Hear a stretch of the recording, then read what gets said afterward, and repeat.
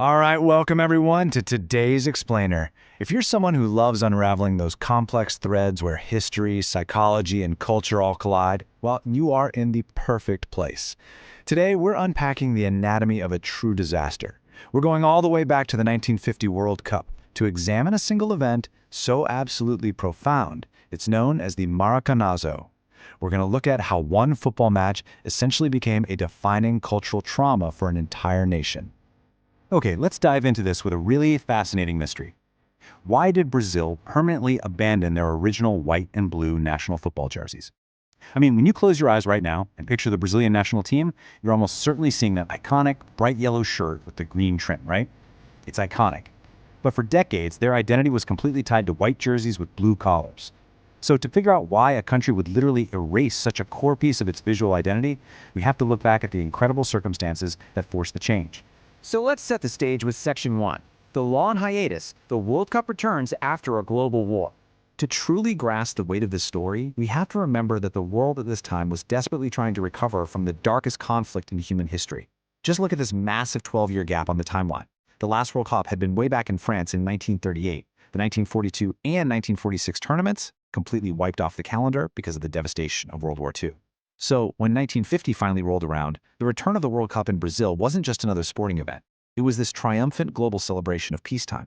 National pride in Brazil was absolutely off the charts. They were hosting the entire world, and they even built the massive Maracanã Stadium in Rio de Janeiro specifically to be this towering monument to their progress and modernity. Which brings us to Section 2, the premature party, hubris at the Maracanã. And this brilliantly illustrates the mindset at the time. See, the 1950 World Cup used a pretty unique format. It was decided by a mini-league of 4 teams. And Brazil was just an absolute juggernaut. They were demolishing teams, like crushing Sweden 7-1. Naturally, this dominance bred a wildly dangerous level of overconfidence. Going into that final match against Uruguay, Brazil only needed a draw to win the whole thing. And the hubris? It was staggering.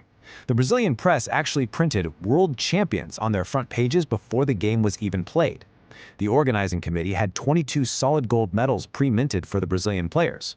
Even FIFA President Jules Rimet had his official victory speech written entirely in Portuguese. Literally everyone treated this final match as a mere formality. 200,000. I want you to take a second and actually try to imagine that number. On July 16, 1950, it's estimated that nearly 200,000 people packed themselves into the Maracanã Stadium.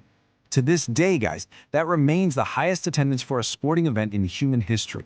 Just picture this roaring, deafening sea of humanity, almost all of them wearing those era-defining white and blue Brazilian jerseys, completely ready to crown themselves kings of the footballing world.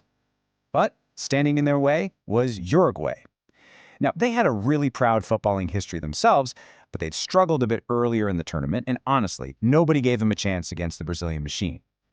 But to counter the absolutely crushing psychological weight of a 200,000-person crowd, the Uruguayan captain, Obdulio Varela, defiantly told his teammates, "The 11 people on the pitch win, not the people outside."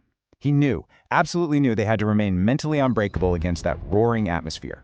All right, Section 3, the silence of the Maracanã, 90 minutes that changed football. So after a super tense, scoreless first half, the absolute certainty of a Brazilian victory finally gets put to the test. Just 2 minutes after halftime, boom, Friasa scores for Brazil. The stadium completely erupts. But then, in the 66th minute, Juan Alberto Schiaffino strikes back for Uruguay, tying the game up. Now remember, Brazil still only needs a draw to win, but you can feel the mood start to shift.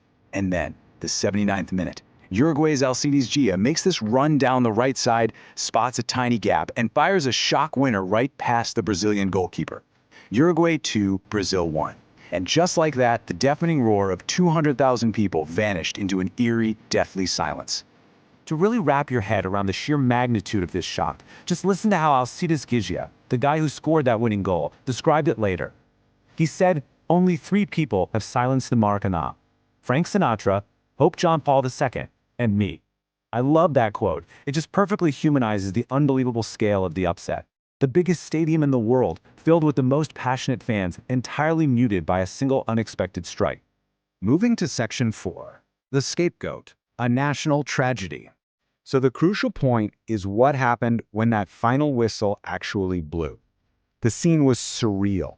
Fans were openly weeping in the stands. There wasn't even a proper trophy presentation. Jules Rimet just kind of awkwardly handed the cup to the Uruguayan captain in the middle of this stunned, chaotic crowd. It was felt as an absolute collapse of national prestige. But how does a nation process grief on a scale like that? Well, human nature kicked in. They found someone to blame. Brazil channeled all of its collective trauma into the lifelong scapegoating of just one man, Moacir Barbosa, the Brazilian goalkeeper. Because that winning shot slipped past him at the near post, the public branded him the sole reason their national dream died. Barbosa later summed up his tragic reality with this absolutely gut-wrenching quote. In Brazil, the maximum penalty for a crime is 30 years. I received a life sentence. He was actually a phenomenal goalkeeper, but he was just forever haunted by 1950. The stigma was so incredibly severe that decades later, in 1993, when Barbosa tried to visit the national team just to offer some encouragement, officials actually turned him away at the gate because they claimed he would bring them bad luck. He carried that massive sporting trauma until the very day he died. And that brings us to Section 5, changing the colors, escaping the curse. Let's connect this deeply emotional narrative right back to that central mystery we opened with. The cultural trauma of the Maracanazo was so deeply scarring that the nation decided they needed a total reset. It wasn't enough to just change the players or hire a new coach. They felt they had to totally exorcise the visual reminder of their greatest failure. Those pre-1950 white and blue kits, they were officially deemed cursed, permanently abandoned, done. Instead, they actually held a national competition to design a brand new uniform. And that's how the post-1950 yellow and green kits were adopted, specifically to forge a fresh, untainted national identity. The trauma was so deep that arguably the most iconic jersey in all of global sports was born entirely out of a desperate need to forget the past. Which leaves us with a final, fascinating question to chew on. How can a single sporting event permanently alter the identity and culture of an entire nation? It is just incredible to think that the bright yellow and green shirts we see lifting World Cups today are a direct response to a heartbreaking silence all the way back in 1950. It really shows us that sports aren't just games, they're these powerful canvases for our deepest hopes and our greatest traumas. Thank you so much for joining me today on this explainer. I hope you found it as fascinating as I do. Keep asking great questions, and I will see you next time.